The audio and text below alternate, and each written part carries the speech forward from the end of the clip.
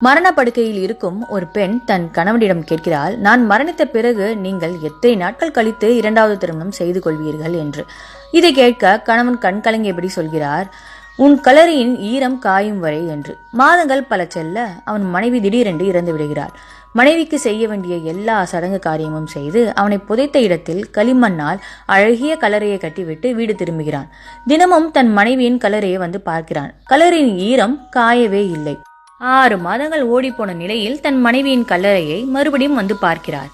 இன்னும் கல்லறையின் ஈரம் காயவே இல்லை. என்ன இது விந்தை, 6 மாத காலமாகியும் இன்னும் கல்லறையின் ஈரம் காயவே இல்லையே என்று யோசித்தவர், ஒருவேளை அவள் பேயாக மாறிவிட்டாளோ என்றெல்லாம் சிந்திக்க ஆரம்பித்து விட்டார்.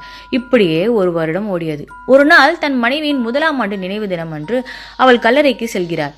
1 வருட காலம் ஆகியும் அவள் மனைவியின் கல்லறை ஈரம் காயவே இல்லையே, ஏதோ இப்பொழுது கட்டிய மண் கல்லறை போல ஈரமாக இருப்பதை கண்டவர் தன் மனைவி தன் மீது வைத்த பாசத்தை நினைத்து தனது மார்பில் அடித்து கொண்டு வாய்விட்டு கதறி அழுது கொண்டிருக்கிறார். அப்பொழுது ஒரு குடம் தண்ணீரோடு இறந்த அவன் மனைவியின் சகோதரன் வருகிறார். நீ இங்கு என்ன செய்கிறாய், குடத்தில் எதற்காக தண்ணீர் என்று கேட்கையில், என் சகோதரி, அதாவது உன் மனைவி, அவள் இறக்கும் முன் 1 மணி நேரத்திற்கு முன் அண்ணா தினமும் காலையிலும் மாலையிலும் என் சமாதியில் தண்ணீர் ஊற்றி அதை ஈரமாக்கிவிடு என்று கூறி சத்தியம் வாங்கி கொண்டாளப்பா என கூறி சத்தமாக அழுகிறாள். லைஃபே மாறினாலும் வைஃப் மாற மாட்டாங்க. உங்களுக்கு இந்த கதை பிடிச்சிருந்துச்சா?